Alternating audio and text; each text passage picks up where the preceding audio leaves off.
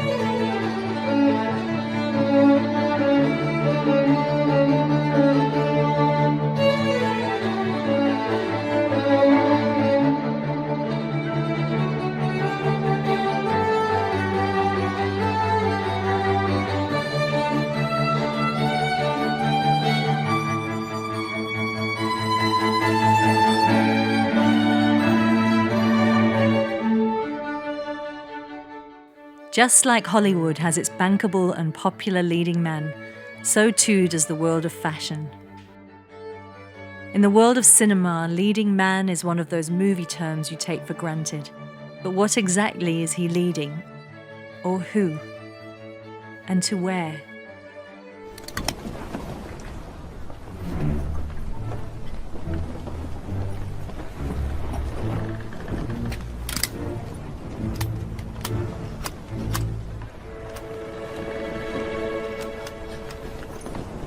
He, or his films, are leading the box office opening weekends. I'm the king of the world!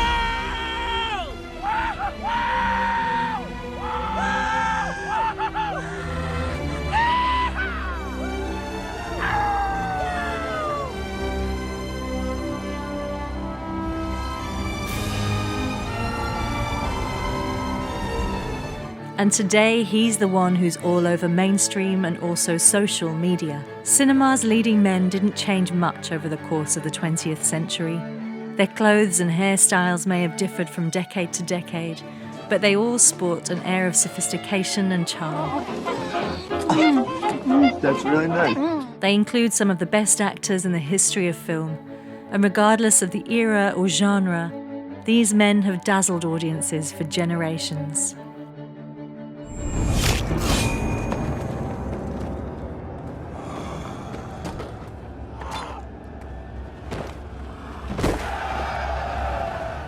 Is there no one else?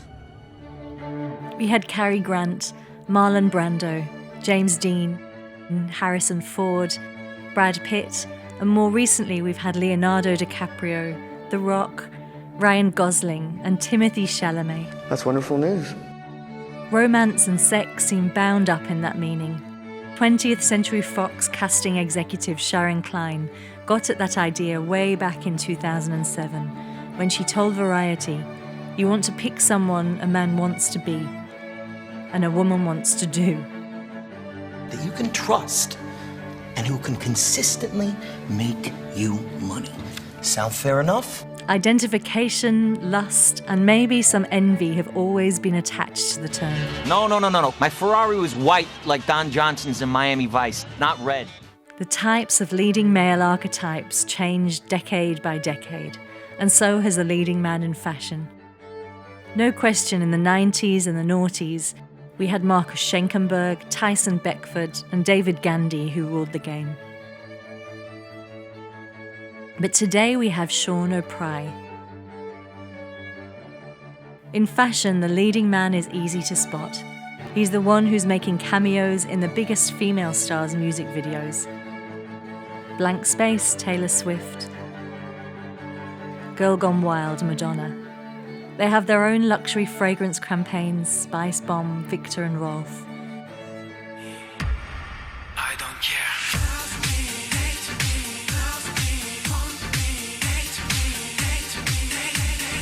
I don't care. They star as the face of the biggest designer brands campaigns, Armani, Zara. And it's not just the work. They also sit atop the Forbes list of top industry earners and feature top of the rankings at models.com main categories, money guys, supers, top icons. No question about it. Based on all available criteria, today, Sean O'Pry is it. I mean, handsome is the first word that comes to my mind. The eyes are unbelievable. Again, the proportion is incredible, and he's another one who takes his craft very seriously, but doesn't take himself so seriously.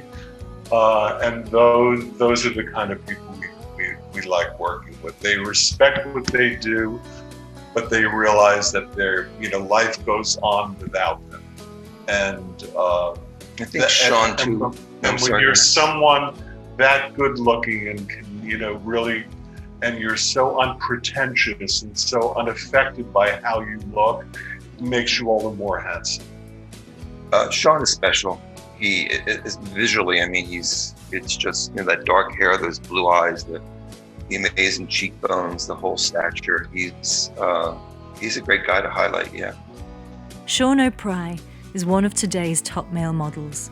Born on July 5th, 1989, in Kennesaw, Georgia, USA. The top model is best known for his piercing blue eyes and all-American good looks. He even channels a pretty good James Dean sultry pout.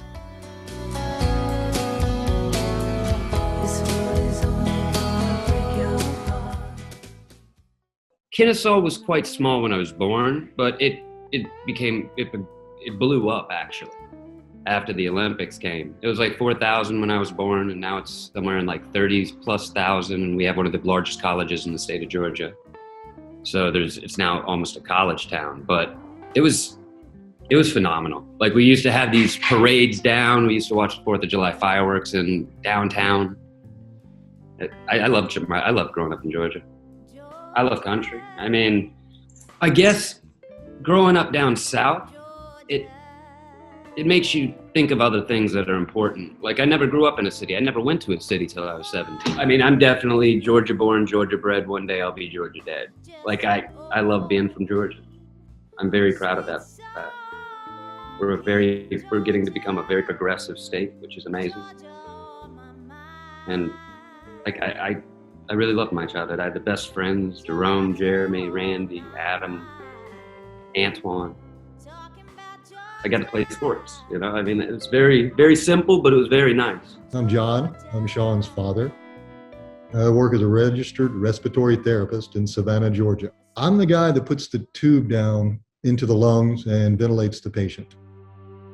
Ironically, John's medical path as a respiratory therapist was to be foreshadowed by a life and death moment he faced with Sean when Sean was just 8 months old.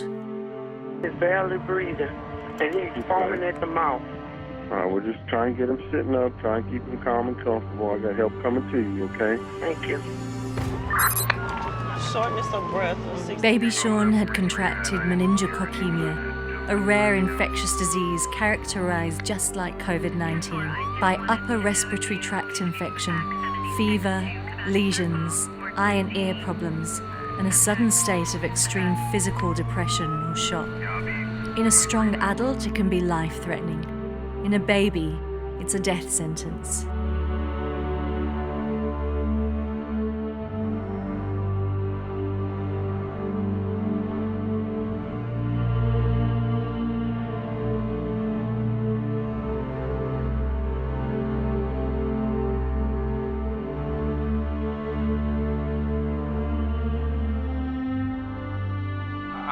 I had meningococcemia, which is meningitis as a child. So it's quite a serious disease, and it has a pretty high fatality rate in children, or, deaf, blindness, amputation.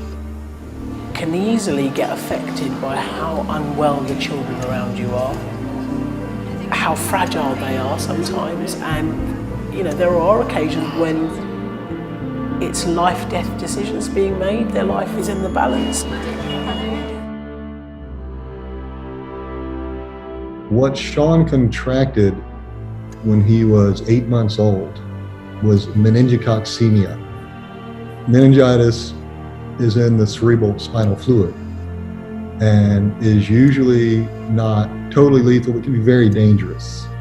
You can definitely die from it. It definitely is not a good illness. What Sean had was meningococcemia. That means the organism that causes the meningitis was in his bloodstream instead of the spinal fluid, which means it's 1,000 times more lethal. There are not many people that have ever survived it. What baby Sean had contracted was not just an illness, it was a death sentence. The doctors treating him consulted each other in the infant ICU and conferred that Sean had just hours to live if he did not respond to the treatment. The clock on Sean's infant life was ticking down. As a medical professional, it scared the life out of me. They gave him a 50-50 chance to make it through the first night. And the doctor called me. I was expecting the worst call in the world every parent never wants to hear, and said, "You need to come in here." And I was like, "Why? Why do we need to come in?" He says, "You just need to come in." Fearing the worst, John drove like a demon to Scottish Rite Children's to find Dr. Tamara Fuller. After arriving at the hospital and finding Dr. Fuller, the doctor took John to the ICU. John's heart was beating 120 per minute. And he showed me, he said, "I think he's going to be fine." He was literally shaking the crib. He had done a complete turnaround that first night. And I got very fortunate. And so I always, when I get a chance, help out at Scottish Rite Children's Hospital because they saved my life.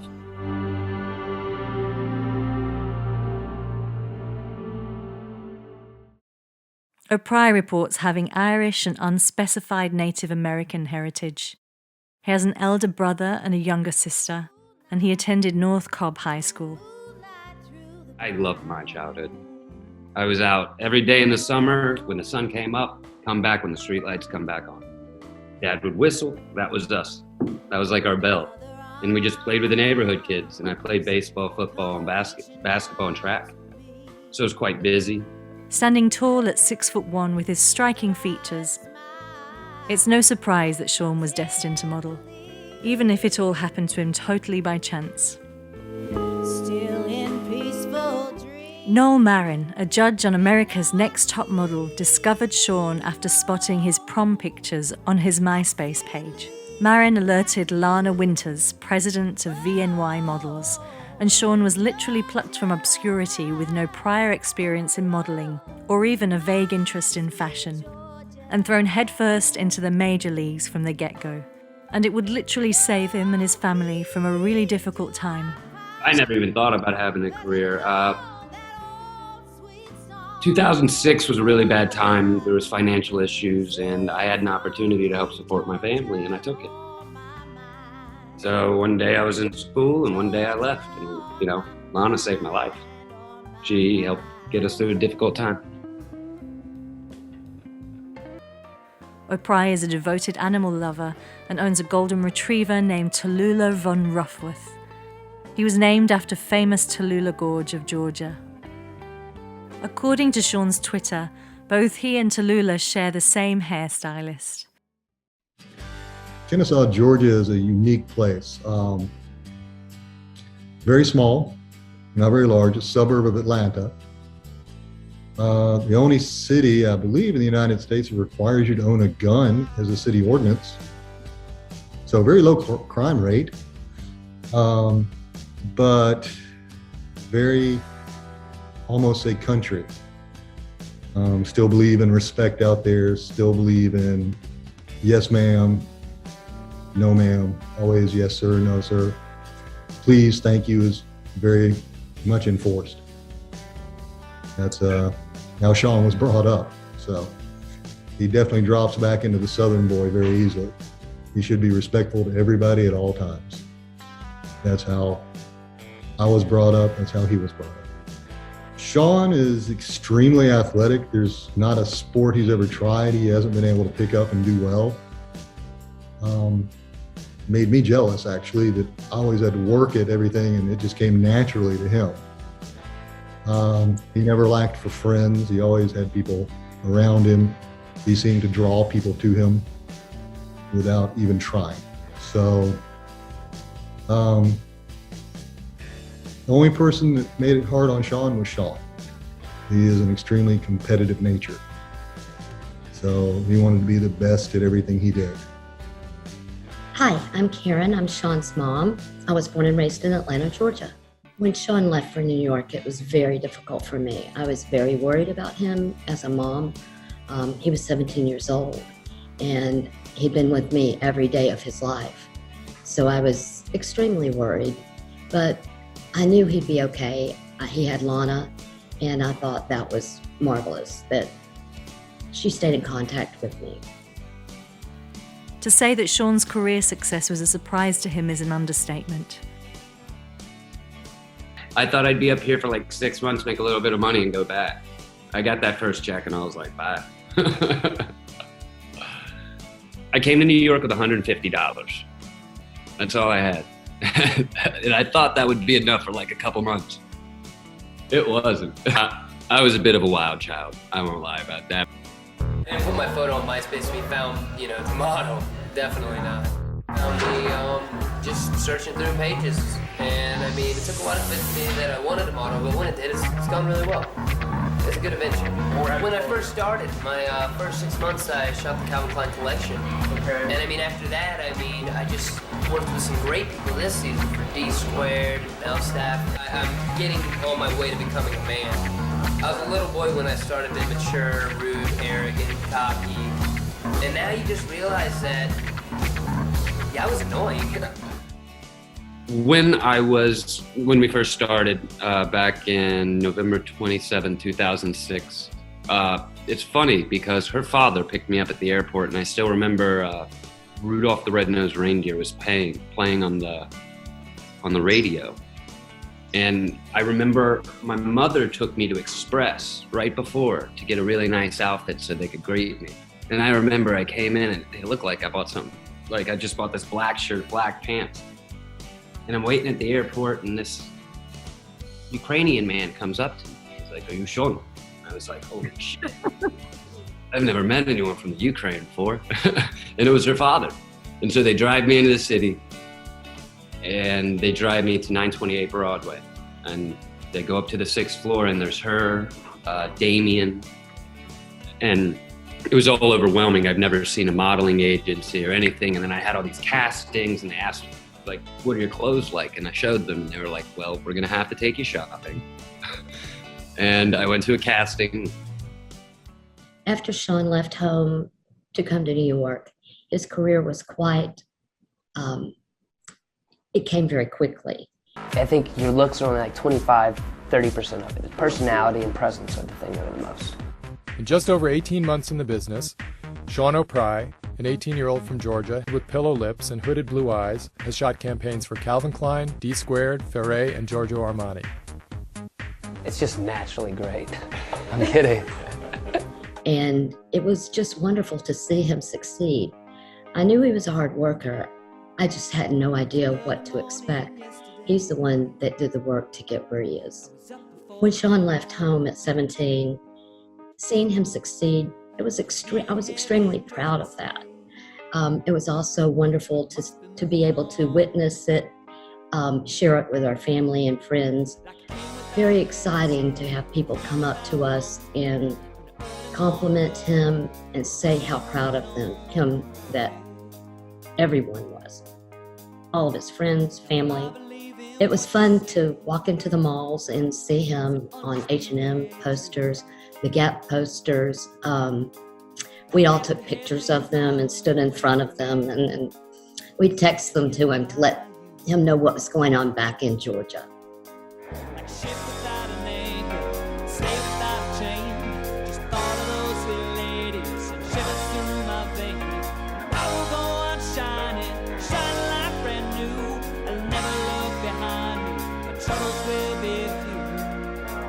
Beginning his career in 2006, Sean signed to VNY Model Management in New York City. I'm Sean O. I'm from VNY Model Management, and I'm from Kennesaw, Georgia.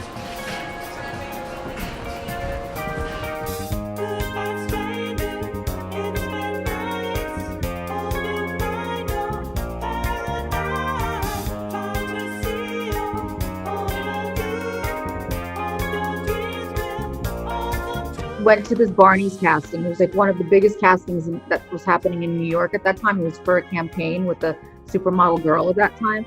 And he had no portfolio. He had absolutely nothing except a Polaroid shoot we had just done on him at the agency. And that's what he went to his first casting with. And out of all the people, and you know the top models and everyone that's in New York City, this kid from Kennesaw that just arrived booked the campaign with a Polaroid shoot.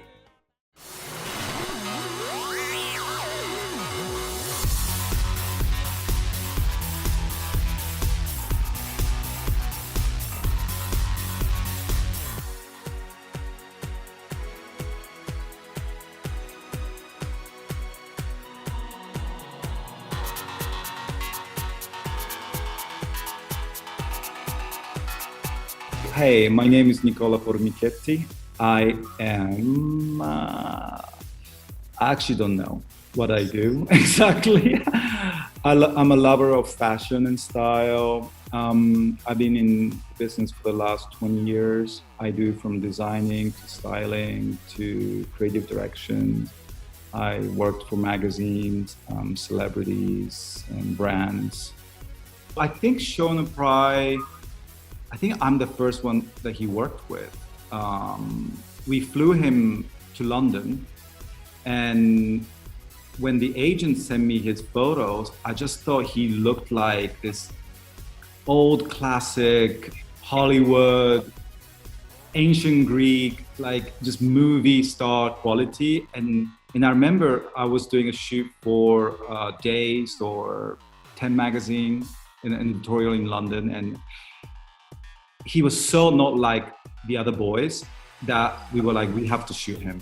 And yeah, it was incredible. I remember, I think we shot like 3 editorial back to back in a day.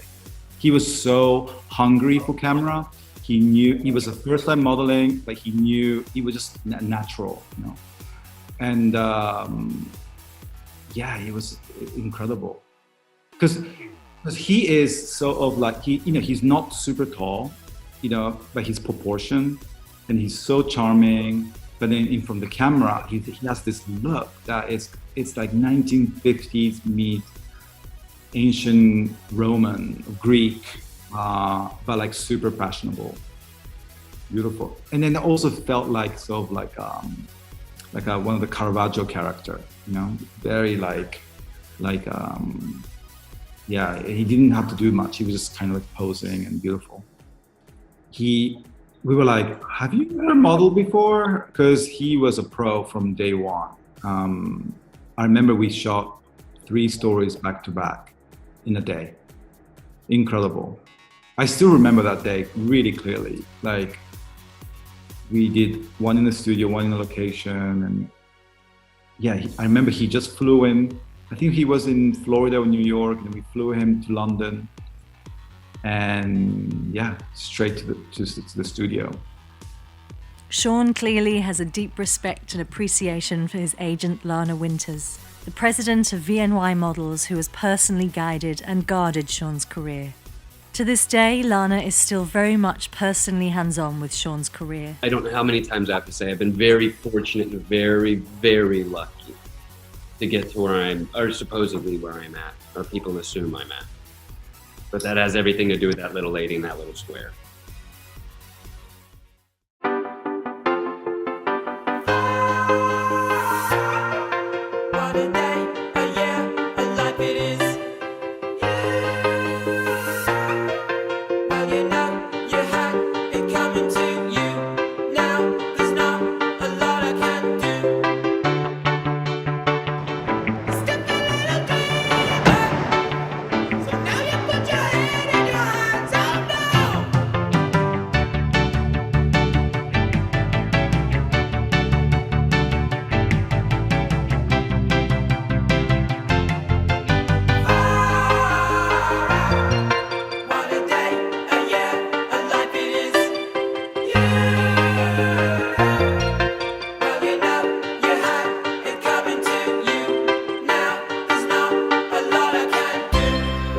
going really well. It's a good adventure.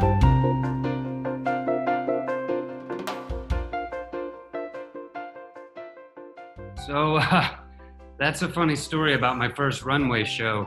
They actually cut me out of the video because I went down so fast, and I guess I was walking kind of like a very scared duck, is how I'd put it. I'm a bit pigeon-toed, and I was terrified, so I just ran down the runway as quick as I could. I remember that we were backstage at Calvin Klein, and Barbara Pfister took me to the side and said, "Hey, could I see your walk?"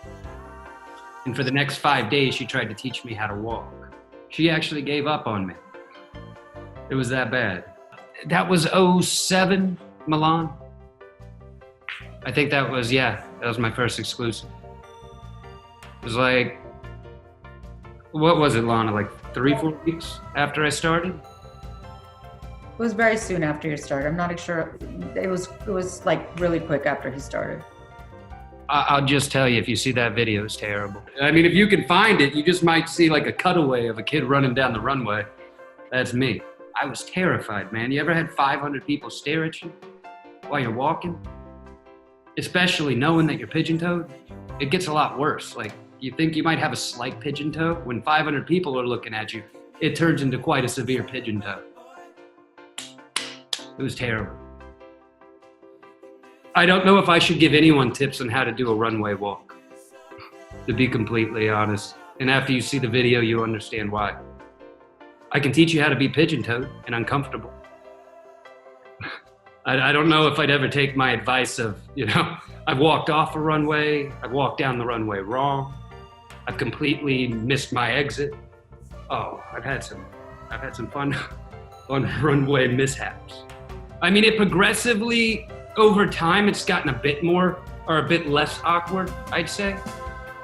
But it's not much less awkward. Me and the runway are still not the best of friends. Yeah, there's so many people who kill it on the runway. I have just never been able to master this craft. I've always liked Clement's walk. Clement kills the runway for me. He's super confident, and he's just very casual about it. Like, see, my problem with the runway is if I catch someone I know, it's hard not to stare at them and smile, So you'll be walking down and I'll see Lana or something, and I'm just like, don't look at her, don't look at her. So I just try to look forward and not fall.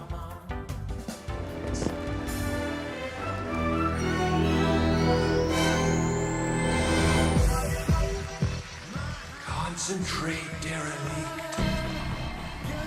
Do not be distracted by the beautiful celebrities.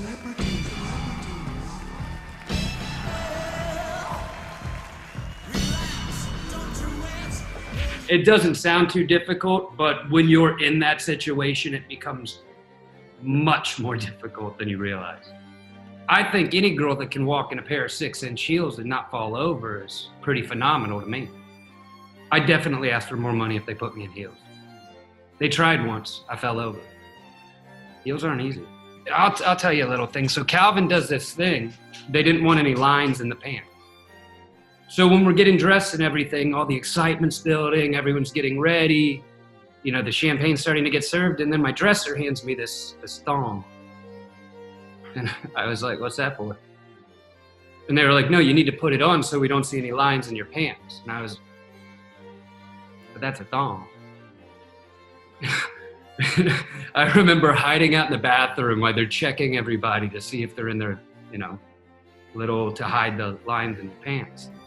So, because they're quite tight, so they don't want to see the boxer briefs in the suiting, in the sheer fabrics. So I remember I hid in the bathroom right until like first looks, about 5 minutes, because I was so afraid to put on this thong. That was my first memory of that runway show.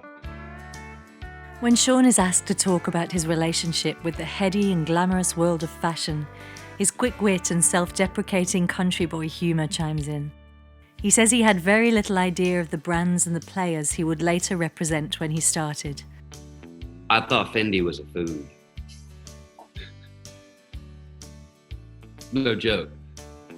No, I guess I did a little bit. I had a job at Abercrombie Kids, I got fired from that though. He loves everything in black and white, and he loves brown leather. Like, he's such an old soul inside. He just likes all these like antique kind of looking things. On the modelling industry, Sean has a very clear take of it. In his first week on the job, he got to kiss a Victoria's Secret supermodel. And life sort of changed after that. There was a male model that she represented at the time on that set, actually, and he had a live bird on him, and I was like, holy hell. Fashion was, I never could picture it. It was unimaginable to me at that point. And I remember that job was with Dan Jackson and Jessica Stam, I think that's the one, right? Yes. And this girl, Jessica Stam, she was like in Victoria's Secret at the time and everything. And Dan Jackson was like, all right, y'all, if you don't mind, y'all kiss for the picture. And I looked at her and I was like, really? And I was like, but see, this was my first week of modeling. I get to kiss this Victoria's Secret supermodel. And I have this 5-day set with someone from Georgia. So I felt like at home. I never kissed a girl. I think it was like 10 more years till I kissed another girl on set. Like, I thought that, I was like, what? And the picture that came out was me looking shocked because it was a profile. And then she kissed me on my, I was just so excited. I was like, and that ended up being the shot. Very early on in his career, Sean was put under an exclusive contract with the all-powerful star-making brand Calvin Klein. When I first started and Calvin put me under contract, it was exclusive. But what people don't really know about that is during an exclusive, you can't do anything else. So I'm sitting around doing nothing in New York during the summer. And I have this roommate, Jim. Jim, that was my roommate, right, Lana? Yeah, it was Jim K. And we watched a lot of CSI.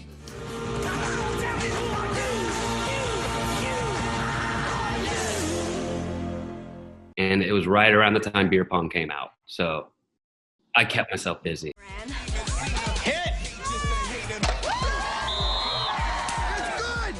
My first years of fashion were kind of like, especially with the guys when you're young at that point, it's kind of like a college life, like dorm, wouldn't you say, Lana? Especially the runway and everything. Like after the shows, everyone goes out, gets a drink, goes to dinner, stay up all night to do it, you know, go to work at 6 in the morning again.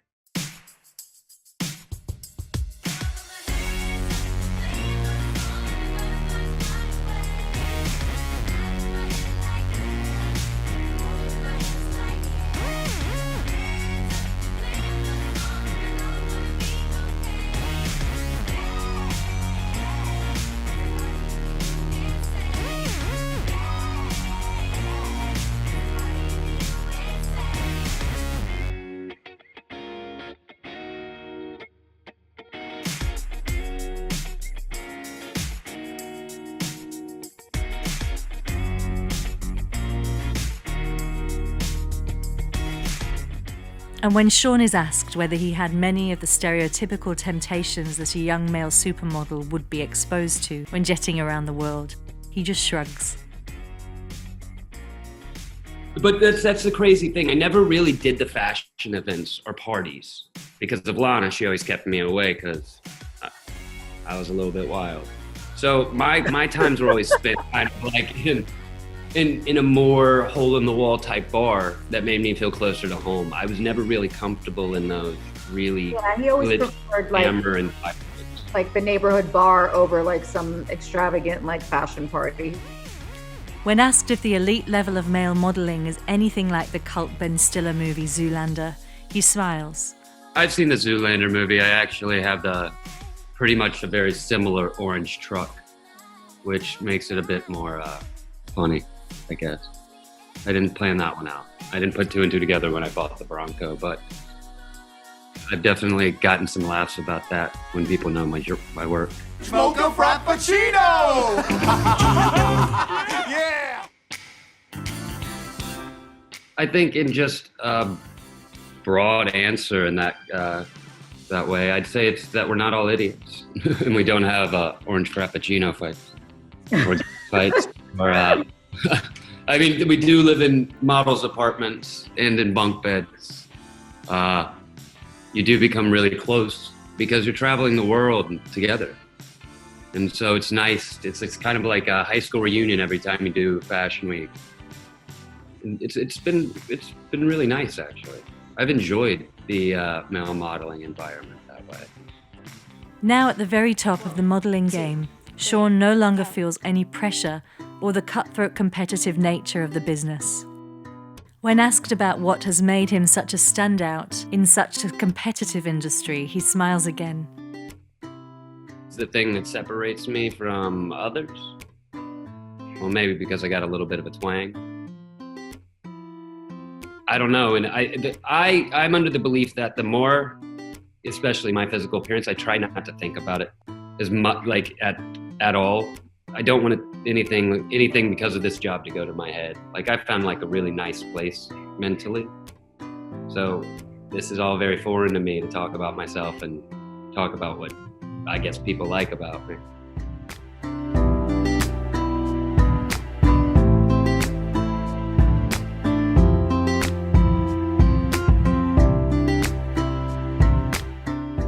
I think Sean's appeal is that he is very professional when he's on set. He gets the job done and quick. No one's wasting time with him. He knows what he's doing. He gets in front of that camera and it's like as if a light switch just turned on and he turns into, forget Kennesaw Boy. It's just he turns into this like supermodel. I swear to God, it's like I actually came to set just to watch him shoot a couple times and I was just like, oh, okay, this is why he gets paid the big bucks, and this is why everyone keeps asking for him. And it's just a completely, the Sean that I know that I have dinners with or screaming matches over the phone with is one Sean, but the Sean that gets in front of that camera and is on set is just like, who is that guy?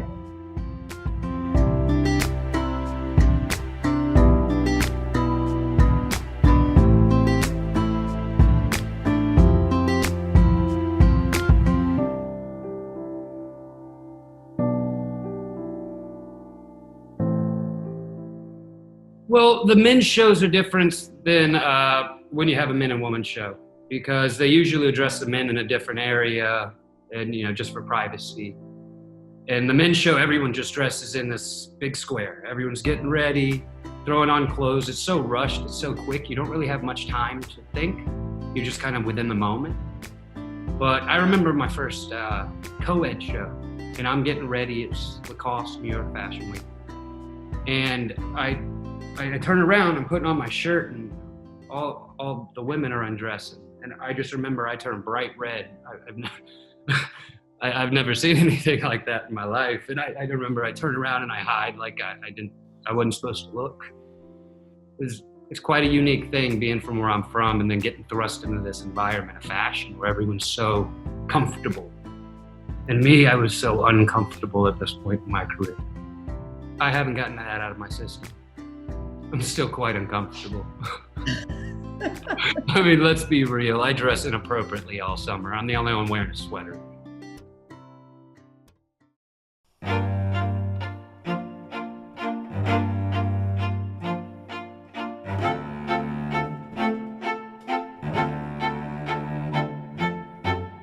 These days, it seems a lot of the models of the moment hunger to be more than just a model.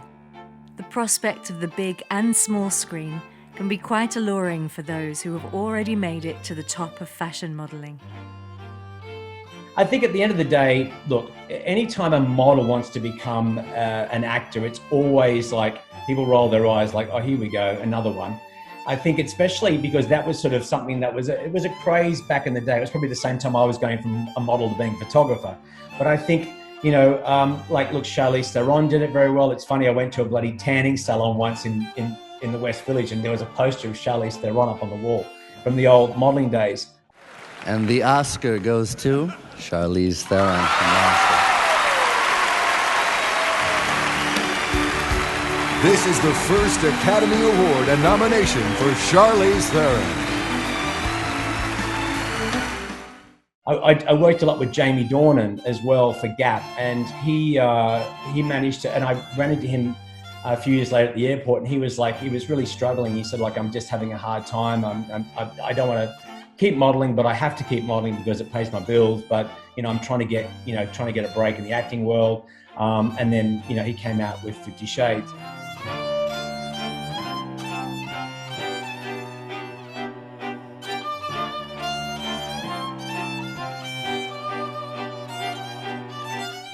Today, it's not hard to find ex-models who have become genuine Hollywood stars. As well as Charlize Theron and Jamie Dornan, there is the Echuca-born ex-Calvin Klein underwear model, Travis Fimmel, whose breakout starring role was as the charismatic Viking Ragnar Lothbrok for the History Channel. And I did not become king out of ambition, but once again, I had no choice. As a result of other people's actions. But nonetheless, I am king. King Ragnar. Now, one of Ridley Scott's muses, Fimmel, wants nothing to do with his past as a model. Possibly more an actor than he was a model is Wunderkind and male lead of the moment, Timothée Chalamet. Already a legitimate leading man, his star is about to go interstellar as he becomes Paul Atreides from Denis Villeneuve's Dune series. A boy. Duncan, can I trust you with something? Yes, always. You know that. I've been having dreams about a girl on Arrakis. I don't know what it means. Dreams make good stories. But everything important happens when we're awake. Look at you. Put on some muscle? I did? No. I mean, I wish it was that easy they probably put in a lot of work. I mean, Timothée Chalamet went to school for years, went to LaGuardia. Travis Fimmel, I mean, Vikings, ridiculous. Ashton Kutcher did that 70s show, but when I was given these chances, I don't feel like I was fully ready. And I was ready to accept what acting possesses and needs from me. And now I know. So again, at 31, I'm much more prepared for that step, but we'll see. And I guess that's where I'm at with that. And I feel like I always study acting in any capacity because I feel it makes me better with personally, even if I'm not doing it for a role per se or a show. I did Adler, I did a bit of UCB, and I did some Meisner as of recently. And then I just did, what was that? HB Studio. I have serious aspirations of learning, but I like to learn anything. That is one thing, is like, if I'm gonna try to act and I don't put my effort into it, it showed. It showed in my auditions, it showed in my comfortability. And I feel that now I've done all this, I guess, class and coursework, and it's gotten me much more comfortable, and I just think it's practice makes perfect. He's always had an interest in films, and when we're working together, you can see him rehearsing things. You can see it in his mind, you can see his actions and things like that. So I think he would. Well, Sean has those incredible piercing eyes that just like stop everything.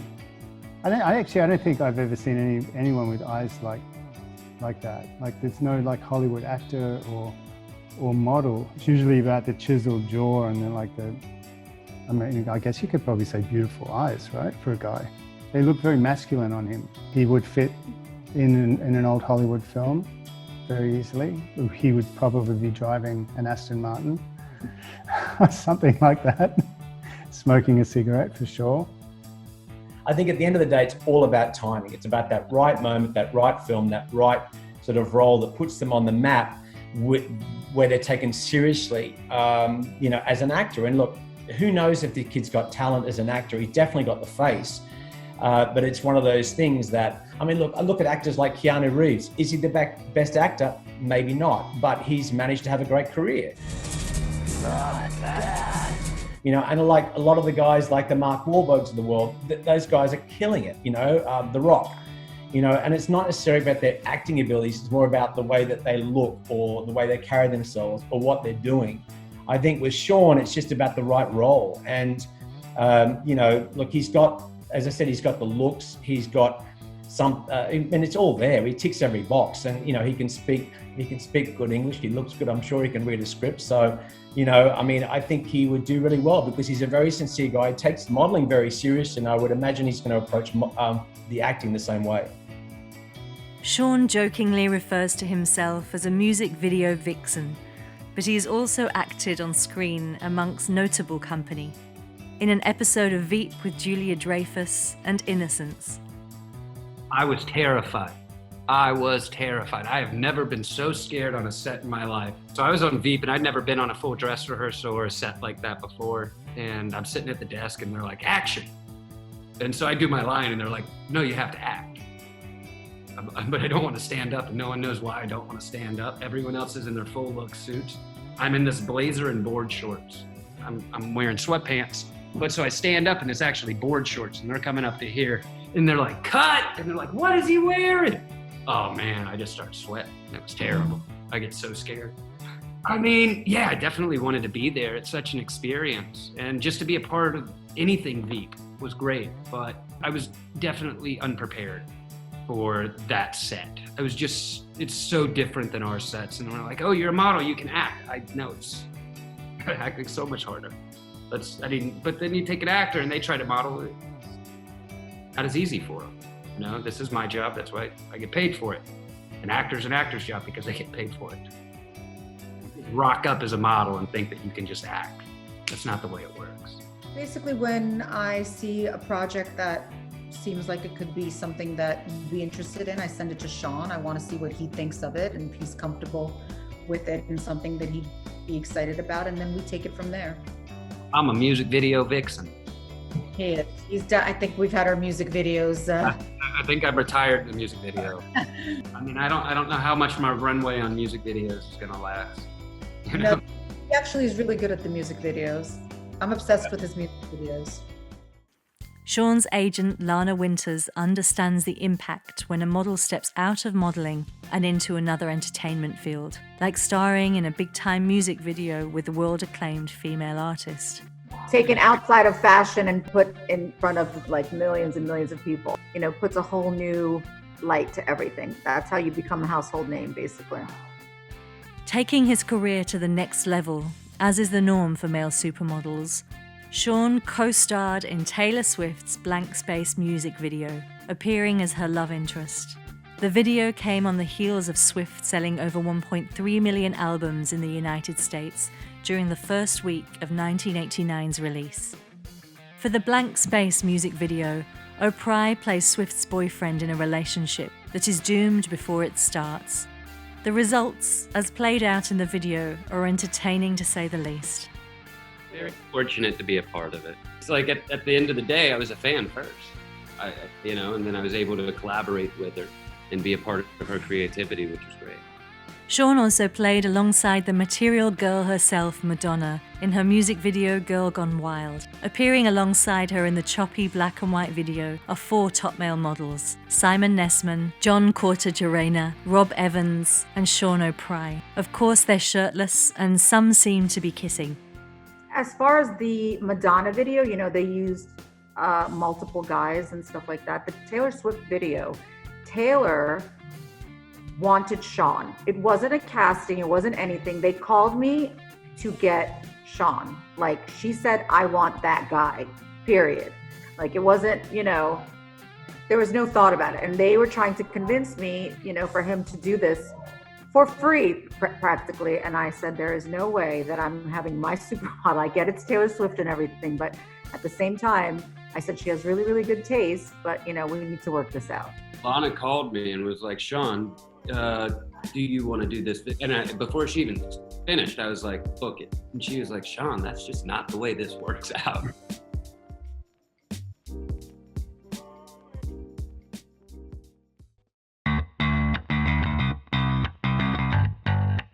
The modelling game has changed dramatically over the last 10, 20 years. Once upon a time, to be a true supermodel, you had to rule 3 kingdoms: magazine editorials, brand advertising campaigns, and the runways of the major fashion weeks, perhaps the odd music video to cross genres. But today, many of the most successful models are judged by another criteria: their social media followings. The reasoning is pretty simple. Book the model with the massive social media following, and you not only get the model, but also their following. It's basic economics. US Vogue has an actual readership of 1.153 million readers and holds the leading position in the top segment of monthly glossy women's magazines in the USA. Kendall Jenner, the highest earning female model of last year, has 186 million on Instagram alone. Clearly, Instagram, reality TV, and social media have really been game changers for the media landscape. The dynamics of people building communities and followers and fans and all of that today is hard to ignore. So Sean must have a top-notch social media game. Sean? Wow, no. So this is funny. My social media and me have some issues. I wouldn't have it if Lana said I didn't have to have it. I just post my dog if I have to. Like, even if I have to post a picture of myself, I have to ask Lana. Like, I'm not cut out for it. He'll ask me about which picture I think looks better for him to post. That's how much he hates it, and that's how much he's really not that great at it. So he'll send me a selection of like what he wants to post, and I'll be like, that one. That's all. No big gang besides the social media, trying to keep it as real as possible. Partially for me, I don't understand why people follow me. And that's such a hard conversation. Like, oh, we know I'm your biggest fan of what? Why are you a fan of me? You know, it's unique to me. So I'm still learning. Like I'm still under the impression that I got onto Instagram for food and dogs to look at people's stories. So I still kind of run that way. I guess I'm gonna have to be better with this, huh? It's so much work. It is so much effort. Like I've done some jobs with influencers, whatever you want to call them, and they work hard, man. They're doing their own content. They're breaking everything down, doing their own feature films for these creating content that people want to see. Like after doing jobs with them, I respect them so much, actually, because I got brought onto one of these jobs and they were like, Sean, just take pictures. I'm going around just, oh, that's nice. That's nice. These guys have full film crews waking up at 6 a.m, going to bed at 11 at night, trying to get all the content. One of Sean's contemporaries and rival to the male model of the moment crown is Lucky Blue Smith. You can say that Lucky Blue is very much so just that, lucky. Now entering his 20s, his 2.7 million followers on Instagram alone.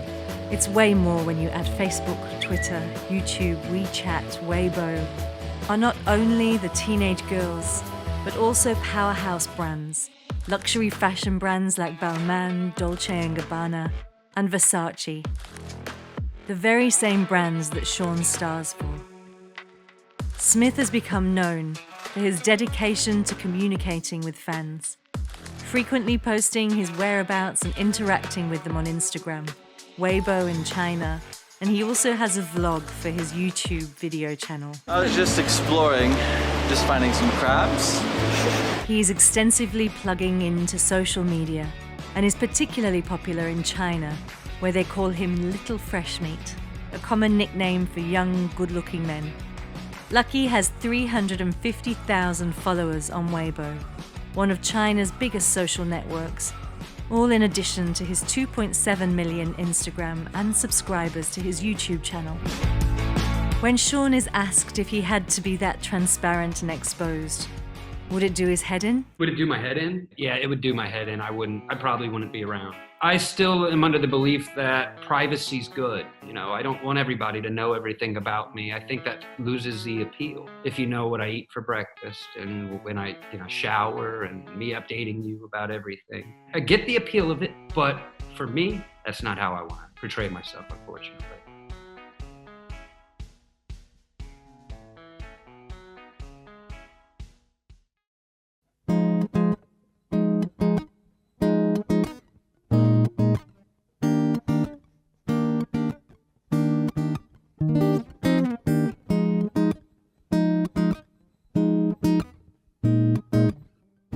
The O'Pry household is home to not one, but two supermodels, as the love of Sean's life is fellow supermodel Fernanda Liz. They've lived together for the last 2 years. She's been called Miss Positive. The Brazilian beauty has not only graced Vogue magazine covers, but the red carpet of Cannes too. Yes, she's a model. She's a model. She's a very striking woman. I'm batting above my average. Love her. No, she really is beautiful inside and out. Love her. The Brazilian bombshell started her career as a child model at the age of 8 years old and moved to New York for work as a teenager. From that point on, she worked her way to become an international supermodel, working for top designers and being represented by the most prestigious agencies around the world. From getting multiple covers at Vogue Brazil to being the ambassador of major brands around the world, Fernanda has covered the fashion world with her incredible energy and her flawless look. No, she's amazing. Fernanda Liz. I'm definitely batting above my average. Do you know what that means? Yeah. That's all I gotta say. She's a superstar. She's a very lovely girl. And it's the first girl I dated that Lana approves of. Hi, my name is Fernanda Liz. I'm from São Caetano do Sul in São Paulo, from Brazil, and I work as a model.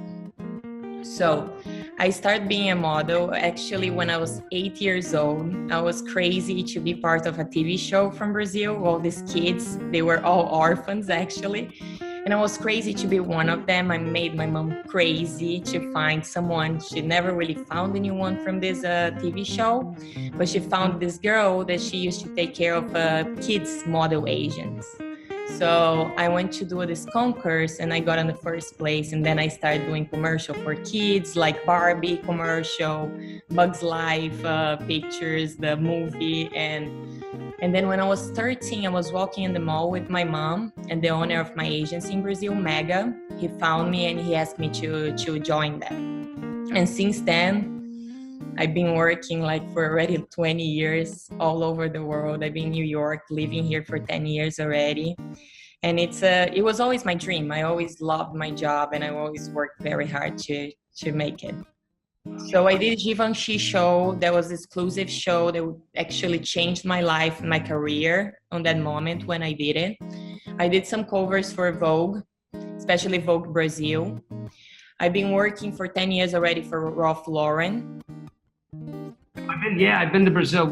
I've never been while we've been together, but I've been to Brazil 6-7 times. Yeah, but again, Brazil, when I went there, I was working the whole time. I never really got to go out and see anything. I never got to experience it. And a lot of the places I've traveled are very similar stories. My trip involved too many caipirinhas and a really bad hangover. That's the thing. I mean, when you're doing your job and then you go home, you have to go to sleep. I mean, what am I going to do? 3 caipirinhas? Okay. We met years ago at a party and we kind of lost touch. We were with other people and then we were both single and we were talking to a mutual friend the same day about each other, and it kind of went from there. Went out on drinks, more drinks, and then she gave me an ultimatum. I'm kidding, babe. I'm kidding. She's right there. For me, the one that I liked the most was Mario Testino. I shot for his Wax series in Brazil. I love to shoot also with Cedric Boucher, Matthew Brooks. It's one of my friends. It's actually how I met Sean. We were at his party, at the Halloween party, and that's how we met. And I mean, we lost contact, and then after a couple of years, we connected again, and that's how we got together. When I first met Sean, I felt something different about him, you know, as I normally feel about other guys, and he really surprised me. He's such a smart boy and such a kind heart and very genuine, which attracted me a lot. That was really something that really made me, you know, see something about him in the beginning and made me crazy about him, because, you know, sometimes you see a pretty face and then you don't have that connection, or the person's not, you know, but he's that handsome man that for me, he was always the most handsome man in the industry. I mean, in the whole world. And and I'm very proud of him. I think he deserves everything that he has, and he works very hard, and he's, I think, I would say his best quality is like he's very kind to everyone that he knows, and he's always there to help.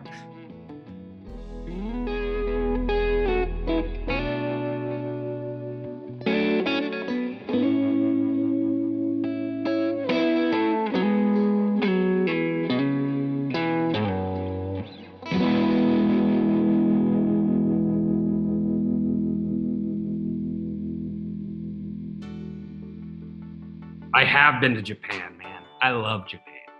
The courtesy that people display to you is amazing. The respect, the culture, they love golf. Hideki just won the Masters, which was amazing. Great for Japan. Lana says I don't really do a lot of things when I'm traveling, but I do take some time to golf. I haven't seen that. I've golfed in Australia, Turkey, Japan when I was there. Australia was a personal trip. Australia was a personal trip. I love Australia. I like Australia a lot. Man, Byron Bay is a blast. So I went on a golf trip there and played from the Gold Coast down. It was really nice. You want me to tell you, when I was there, I don't really remember much. It was, we drank a bit too many beers when I was in Byron Bay. Sorry, Lana, but it's true. Oh, I know. That's what I'm saying. I wasn't like that happy with him. I always worry about him when he's. I went to the cricket test match, which I thought was pretty cool. I got to be a part of that, India, Australia, in Melbourne. That was amazing. There's this photographer that always makes me laugh called Chung Kai-shi. Chunky. He's a very colorful man, and he's just one of a kind. And there's so many people in this industry that are colorful. It's hard to name one. Everyone has their own beautiful colors. There's a lot of. If anything, comparably, I'd be quite dull. Yes. I'd be a very bland color to most of the people in this industry. Like, I'd be a beige. Most of the people would be like a hot neon pink, maybe blue. I think Lucky's great. He's really tall. He's very tall, but he's super nice.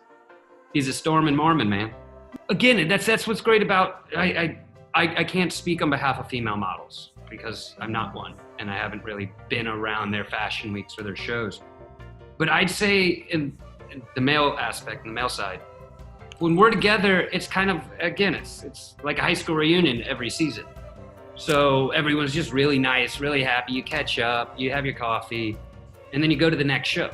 And then you see your other friends you worked with. And so it's like every show you do, you get to see a different group, hopefully. And most of the time, it'll be just the same group of guys. I was just gonna say, most of the time it's just the same group doing all the top shows, so yeah. And so you go around together for like 5 years.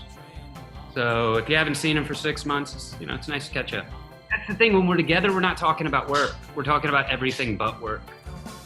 Casual mom, what'd you do this summer? It's not like, oh, what job did you do? You start talking about work, I go somewhere else. Hey, how much you get paid? Bye, he gone.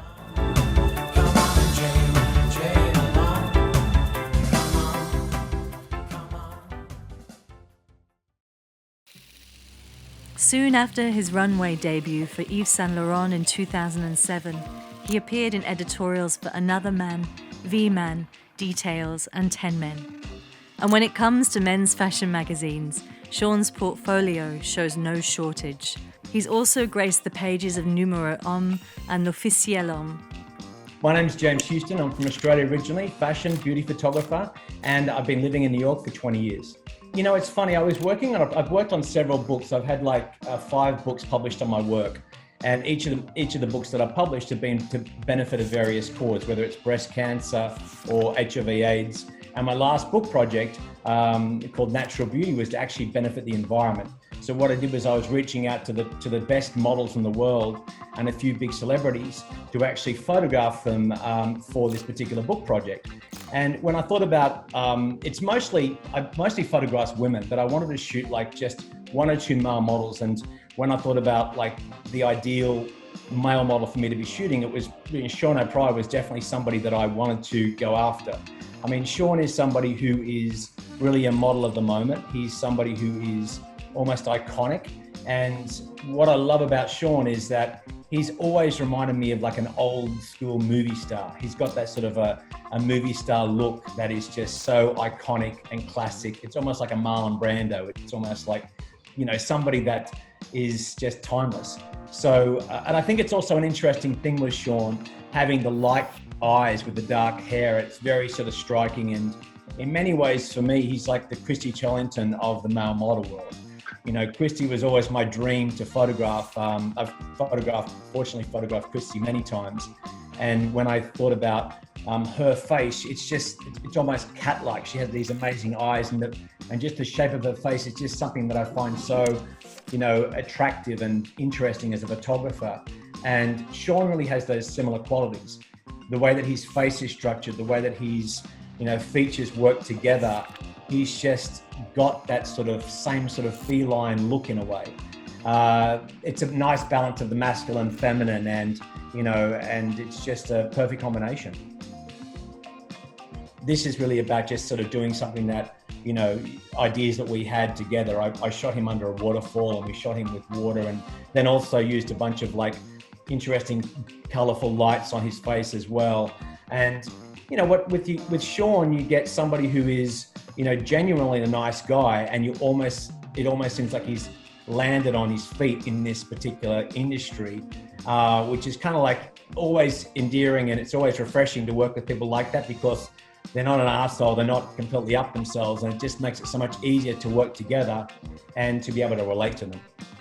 Anytime you're working with a top model, somebody who is experienced, whether it be a Christy Turlington or Claudia Schiffer, whether it be, you know, Sean O'Pry, you know, what you're talking about is somebody who knows their light, who knows their angles, and they know that, you know, if you know what you're doing. So really, as soon as they know what you're doing, they let you go. But in the beginning, it's more like, okay, so what are you thinking? What are we doing here? And is that where that light's going to be and everything else? So it's really just, you know, they have to sort of, in many ways, feel like they're in good hands, because obviously it's their image as well. They're being photographed by the best, you know, photographers in the world. So it's important for them as well to be protective of their image, to make sure it is going to be as good as it can be. And so I find that is the same with all people at that level, which is really, you know, I think especially right now with what's going on with Instagram and all this other stuff, where you just have a lot of people who are getting a lot of attention or a lot of followers, but they're not necessarily great models. They've got one particular angle that they're shot from. They turn up the set with a full face of makeup, ready to go. And it's just like, it's an unfortunate time in a way as a photographer, because it's not as inspiring as it is when you're working with like a Christy Chellington or a Sean O'Pry, because those people, or a Daria, somebody who's got an iconic, inspiring face that is not, you know, contoured to buggery, where you sort of like, they're contoured to look a certain way and they're lit a certain way and they're retouched a certain way. He looks the way he looks. That's what you get. Christy Chellington walks in a room and she's just so beautiful and so striking. So I think, you know, and ironically enough, the project that I worked on was called Natural Beauty, and he really does have a very natural beauty. He's definitely supernatural. Oh, I love Sean O'Pry. Sean O'Pry is someone who I've always wanted to work with, but I've never worked with. And he's someone who I will always talk to after a fashion show. I think he's a delightful person. I love his look. I probably love every campaign he's ever been in.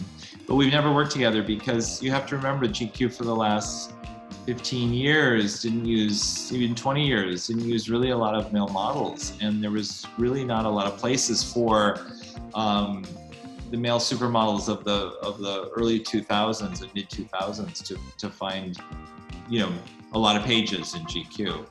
And but Sean, I think coming up, I'm going to be doing a campaign with Sean, so I hear.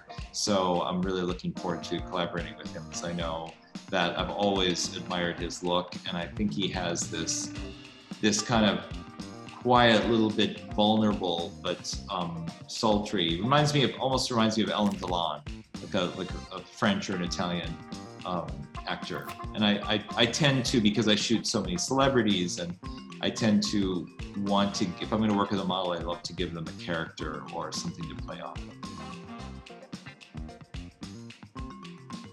You know, there are these people that surface where you kind of see them on the catwalk or in a magazine, and it's all of a sudden there's just something where it's like, whoa, who's that?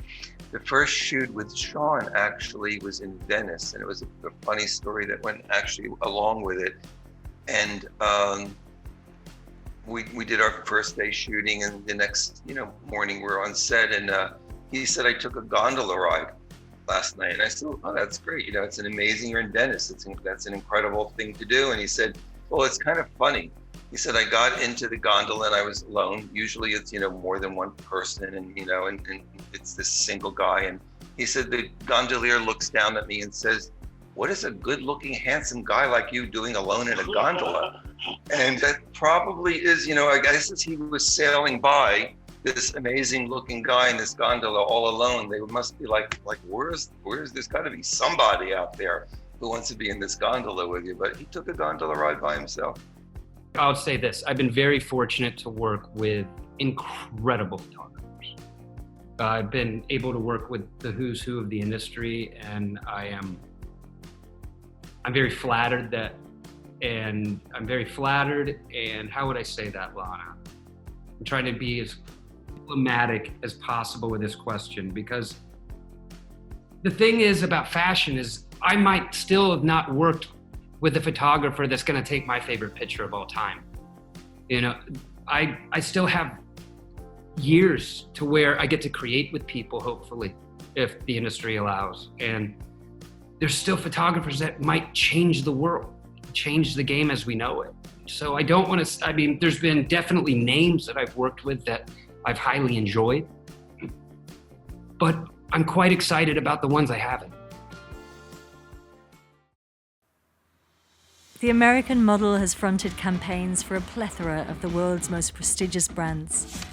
They include Trussardi, Lacoste, H&M, Giorgio Armani, Bottega Veneta, Calvin Klein, DKNY, Zara, Dolce & Gabbana, D Squared, Marc Jacobs, Ralph Lauren, Fendi and Gap.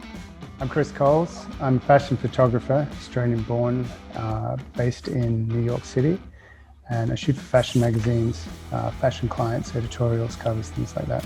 How I met Shauna Pry, I was shooting in Australia at the time, and I hadn't moved to America, and I got booked to shoot a campaign in Korea, and he was the model, and I really wanted to work with him, so this was an exciting opportunity to meet him and to work with him. And I think it was his first advertising campaign as well. He'd done a whole lot of really exciting editorial and things like that.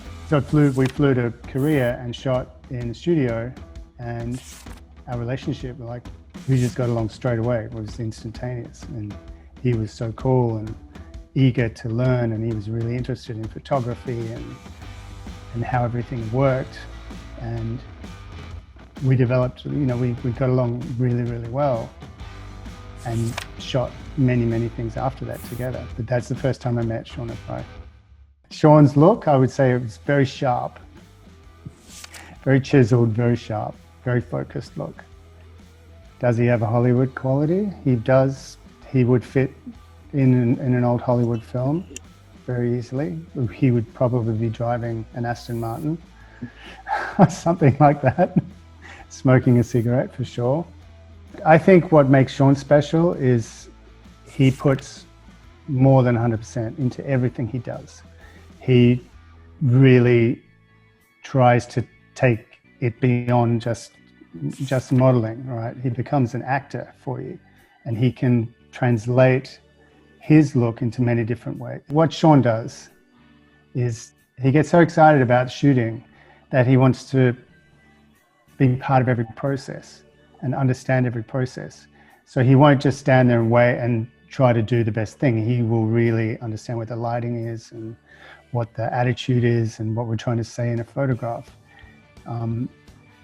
It's exciting working with him because we always end up in a place that we've never been before. So we get images that he's never shot with anybody before, which I think is really important. He never tries to give the same thing. He's always trying to give something new. That was a dream job. I remember being on set so nervous the first time because you have to get approval from Mr. Armani. And I was there 5 days. And I did a picture the first day, and then I sat for 4 days thinking I got canceled. I didn't talk to anybody, anything. I'd show up, I'd get the grooming done, and then I'd sit in this room waiting. And every time they'd pass, I'd look at it, like a puppy. It's like, is it my time yet? Is it my time yet? And then, so I'm freaking out. I'm calling Lana. I was like, you know what? I just don't think it's going to happen. Because at the time, I think at the time, we were the youngest male model to ever do it. Like I was 17, 18 representing this brand for grown men. So that was our fear. Is he too young? Anything. But then they shot all the pictures in like 4 hours at the end of the day. And we did it a few more times after that. They were very good to me over the course of my career. I kept telling Sean, hang in there. I'm telling you, they have a plan. They wouldn't keep keeping you on. They would have flown you back. If he was not into you and if he found a problem, you wouldn't have survived all those days. I think I've opened 2 shows. I've done the runways, their lookbooks. I don't think I've done any of their advertisements. You have not. Ralph Lauren, I've done their showrooms, their lookbooks. I've been a part of a few of their 40th anniversary show, I think it was. No, it wasn't the 40th, it was the one before. And it was a really cool show with Ralph because I got to walk through a supercar collection. And since I really like to drive and I collect cars, that was probably one of my favorite shows I've ever done, actually. It's amazing. I mean, to be walking, not just in Ralph Lauren and representing the brand, but to be walking next to Ralph's cars and to be able to see something not many people will be able to see, it was incredible. Like, I got in trouble because I walked away and I went into the garage. But I mean, like, why not? Like, I had to go see. If I had a car collection, I don't think I'd feel guilty if I had that car collection. I mean, as long as I'm doing good things on the side with my money elsewhere and contributing, then yeah, I can have all the cars I want, I guess. When I was younger with Marc Jacobs, I think I did his first international show, which was in London. And he was one of the first designers that I worked with consistently, and I was doing the lookbooks. And I remember when I was younger, all of my clothes were Marc Jacobs, because that's kind of sometimes how they pay you. Is they give you get to pick your clothes, and you go into the room and they let you choose whatever you want. It was really pretty cool, actually. And Mark's super nice. Dean and Dan. So with D Squared, I think I opened 2 of their shows as well. Back to back, and I got to do their advertisement, which were some of the coolest. My favorite pictures I ever took was Steven Meisel in this car shoot with Marina Lenchik and Anya Rubik. But I remember their runway. I was up on this fire escape and I had to walk down, and so when I had to climb down. So when I'm going down the fire escape, the suspenders they had got caught on the fire escape. So I've tried to walk off and I'm attached and no one really knows what's going on. So I have to kind of maneuver around, unattach myself from this fire escape, and I have to walk down, and I've kind of broken the look. And so my suspenders are just all over the place on the runway. But it was really cool to do. Yeah, I've been very fortunate with Hugo Boss to be able to do the advertisements, the lookbooks, to travel with them for runways. Hugo's been someone very intricate in my career. New York, Germany, I've done shows with them in Italy, Spain. I feel like there was another place where we went to a Hugo show, Lana. Remember, they obviously in Stuttgart and Metzinga, but they did a few other shows on locations, and they were some of the most fun. Louis Vuitton I haven't done much with. I remember when we were in Paris and I got confirmed for the Louis Vuitton show. It was one of, at that point, my favorite things in my career, because I just always wanted to be associated with, LV, who doesn't really. And when we did a list of goals of my career, and I guess most agents do this with their models, so you're on the same page, of which designers I wanted to work with. This was the only one I wrote down that Lana approved of. Everyone else was, you remember that list, Lana? Yes. And it was just completely different designers than what you're saying. And because I wanted to be seen in my hometown mall, which is Town Center. And at that point, I think Gap was our nice store. So I wrote down brands like that, which isn't bad. I mean, doing Gap was one of the coolest things of my career for me. But when I walked for Louis, I remember I called my mom, my dad, I got the show, and it was one of the more exciting things in my career. I like to have peace. When I'm not working, I really like to take a step back and recenter myself. So I play 3 instruments. He actually does, he's very artistic, you know, like he plays piano, he plays guitar, he paints, he draws. And it's, I feel like he doesn't like much to get compliments. He gets embarrassed. Not that he doesn't like, I mean, who doesn't like it? But he gets embarrassed and he doesn't put himself where he should be, you know, because he's very talented. Anything that he starts doing or he tries to, he really talented. I draw a lot. That's where, when you were asking earlier about meditation, my meditation is art. So I draw, and I can draw for like 8-9 hours straight. And when I'm not doing that, I really love my dog. I like working on my cars, and I like being a part of my family. My dog's Tallulah. She's a 64-pound, very, very beautiful female golden retriever. And she's named after the waterfall, Tallulah Gorge in Georgia. My attraction with cars in general came from, I didn't have a car growing up. Even when I left, I drove my mom's Solero without a bumper. You know, my brother had a truck, but I had to make my own money to get a car, and I left too early to get a car. So when I finally after I bought my mom in the house, I got myself a car. And it was, I'll talk about my vintage. It was a 74 Bronco, and I got it in Paradise Island, South Carolina. And I drove it back, and about 15 miles away from my house, I blew the transmission to where I could only be in reverse. And so I'm reversing up 575 from exit 3 all the way up to 20.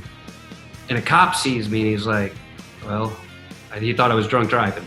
So he comes, because I'm reversing up the shoulder 17 miles in this bright orange Bronco. And then the cop pulls me over and he actually gives me an escort. He gives me an escort and starts talking to me about cars. And then it just becomes this culture almost of everywhere I'd go, someone would ask me about it, and I keep learning. So then I got a 70 Chevelle, and I hit a tree at 60. And at that point, I learned to rebuild a car, you know, because of mistakes. And then I caught on fire in it, and I sold it. Me and that Chevelle had some problems. And I have a 1951 F100 I inherited from my grandfather. So, yeah, I love cars. I'm pretty good. I mean, if you teach me something, I can do it. And I learned most of it off YouTube and my friends in shops growing up. But driving, sometimes I like to go a bit too fast. I close the show with One More for the Road, Frank Sinatra. And it's probably my worst song I do, but I just love that song. Set 'em up, Joe. I love it. Probably the opener of the night, Here Without You, Three Doors Down. You know, I just got to keep the crowd going. I'm not a good country singer. I'm terrible, actually. Do some Johnny Cash. The song I do best is Tequila. You know, Tequila. I always get like a 95 on that. It's only 2 words, but I nail it. What does the money mean to me? It's given me the ability to help my family and change their life and mine. I came to New York with $150. I'm still here. You know, I mean, I don't know what else to say about that. Lon changed my life. This industry changed my life. Sean, unfortunately, when he started in the new career, he was 17 and his mother and I were in the middle of a divorce, which put everything in everybody has a financial problem going through divorce at the time. And the thing was, Sean was always wanting to help his family. He said many times that he's blessed to have gotten the job he did because he could help his family. And he was always there for us when we needed him. So yes, he was a big help. This isn't gonna last forever. Again, we have a shelf life, but again, because the industry has been behind me in my career and Lana taking care of it, I've been fortunate. And that's all I can say. I mean, I could have made better decisions, but I'm still here able to talk to you, and I have a roof over my head today. What does fame mean to me? I didn't know I was that famous. You know, like I've kind of liked my career because I've always been under the radar. You know, it's like people, they think they have this view of me. They place me in this certain area, but no one really cares. It's amazing, actually. Not with a mask on. For the last year and a half, no one's bugged me for a selfie. It's been nice. But I mean, what if someone comes up? It's so weird to me. You want to take a picture with me? Why? But yeah, I mean, I think it's also super cool that people from other countries know who I am when I've never spoke to them. So it for me, again, I'm from a quite smaller town. This is all new to me. I didn't expect this to happen, you know. I was hoping to make some money, go to college. I never knew this career would be what it is, and I'm talking to you. People want to take a picture with me because of what I've done for a living, and they actually care about who I am. I think that to me is pretty phenomenal. You know, but again, I am such a small scale on that. Other people have it much, much more terrible. So, I mean, I get excited. I'm like, ooh, someone knows who I am. But I find it flattering. Again, you want to take a picture with me because I model? Okay. My fitness regime? I'm much better about it now. So, 4 or 5 days a week in the gym right now. But again, I'm not blowing any hats off when I take my shirt off right now. So I try to be as healthy as I can.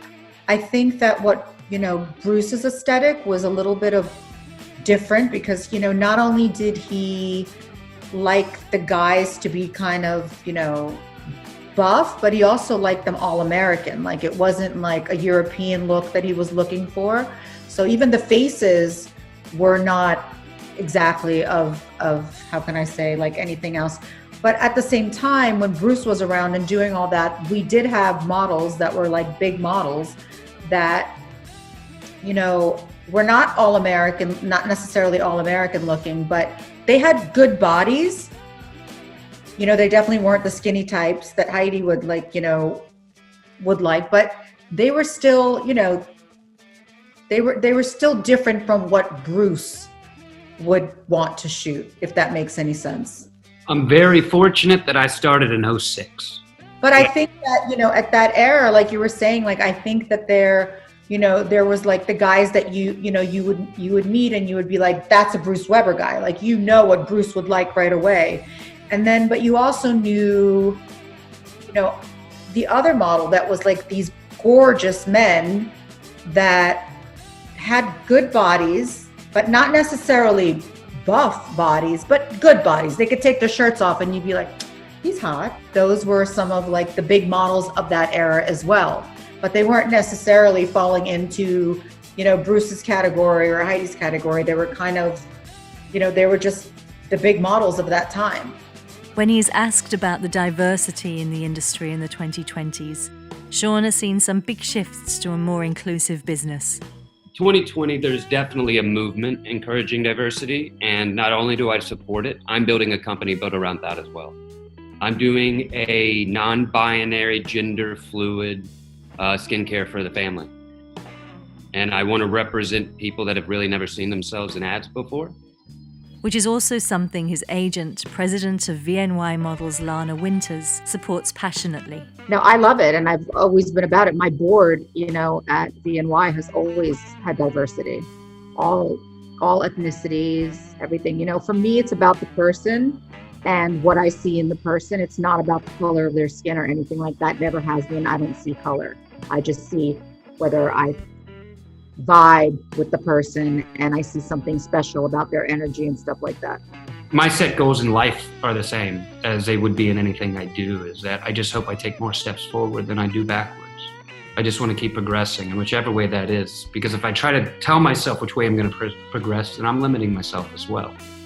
How do I describe myself? If people want to know a little bit about me, I'd say big country, a bit rowdy. Say sometimes a nice guy. Whatever you want to think about me. He has a big heart, let's put it that way. Yeah, but I know if I'm having to talk about my heart, then it's not that big. It's just like someone talking about all the donations they're doing. I mean, why can't you just donate? I'd say I've coped well in certain points on this journey, and I'd say I've not coped well at other times. It's centrifugal. It goes up and down, and it goes in waves. It's all over the place. But I'd say at this point, at 31, today I'm in a good place. Today's a good day. Kept me grounded, I'd say my upbringing, definitely my management and my agency, but moreover my family, where I'm from. I'm so close with the people I grew up with. So I'm most proud of in my 31 years that I've been able to give my family a better life, give myself a better life, to give my name right, an ability you didn't have before. So yeah, I think that's all you can do as a son, really. The people around me, they've been very supportive of me for the last 15 years. It's nice. I mean, it makes me uncomfortable because when I'm home, I just want to be home, not, Sean O'Pride the model. But now it's just becoming a part of who I am. What I've seen is the child grow into a very responsible adult, somebody I'm proud of. I've seen him in interviews constantly, always maintains his professionalism. I've watched him mature. He has always kept the values he was brought up with, which I'm very proud of. Some people lose track of themselves. They think too much of themselves. He's the exact opposite. He looks to other people. He looks to help where he's needed. I've had nothing but pride in the way he's grown up. I've watched him just develop into a very mature, very responsible adult. I have done nothing but always thought of him as my son, and watching him grow into what he has become is just phenomenal. I think it's one of the best parts of my life. You always want the child to do better than the parent. Didn't expect him to do this well, but he's doing great. Sean has come to town, and I've asked him to go see some patients before because I used to work at a place that had a very unique type of patient. We had spinal cord and brain injuries. That spinal cord injuries we're teaching, it was a rehabilitation hospital, so we're teaching them how to live with the injury. And they're there for months at a time. And these are kids anywhere from age 14 up to adults into the elderly. And Sean would go out his way, he would come up, he would visit, get to know the patients. Of course, proud dad was always talking about him, so they loved it. Of course, the little girls loved it that were there.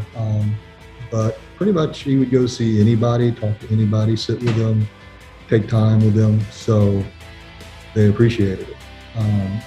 They made them feel better about themselves, that somebody would come there and see them even in the worst part of their life they're at. And when he was done, they were always talking about how much they want to get better. Oh my God, he does this is great. He does that, this is so great. And all they wanted to find out was what they could do in their new situation. So it always helped when he would come visit. I am most proud of the man he's become and how he's handled himself throughout his career. A lot of people could have lost themselves, gone down a bad road, thought more of themselves than they actually are. Sean's always kept himself very based and knows who he is. Now, part of that might have been the upbringing that, Sean, I'm never far away, can always fly up there if I have to and put you back to base. But no, he's always been very even-keeled, very normal. Yes, I miss him greatly. It's unusual to only see your child maybe 5 times a year. And, yes, I miss him a lot. As a mom, I'm most proud of my child, my boy. It really doesn't matter about the success. Yes, I'm proud of that, but I'm just proud of him. I do, but as I said earlier, I'm under the impression that when I do donations, I don't have to tell the world about it. That's just the way I view it. I feel like if I got to go scream from a rooftop, I'm doing something right. I'm not doing that much right. So I'd rather let my actions speak for me instead of myself. I support Golden Bond Rescue. I mean, at this point, I wish I'd be doing more, to be honest. But in the pandemic, it hasn't been easy to get out and get your hands dirty, really. So over this summer, I'm definitely going to do a lot more within the community, especially where I'm from, within my home community. And I want to start making where I'm from and having an impact of where I'm from better. When I check out, my grandfather, I always ask my grandfather how he wanted to be remembered. And he passed away 2 years ago, Clyde Paget. And I asked him, when he was at the hospital, and he said, "I want to be remembered as a good and fair man." So I think I'm going to take that from him. That's how I'd like to be remembered, good and fair. And just in his early 30s, Sean has yet to hit his peak in the modelling and acting worlds.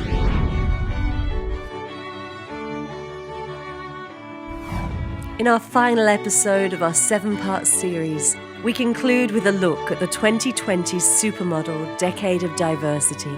Episode 7, the 2020 Supermodel Decade of Diversity.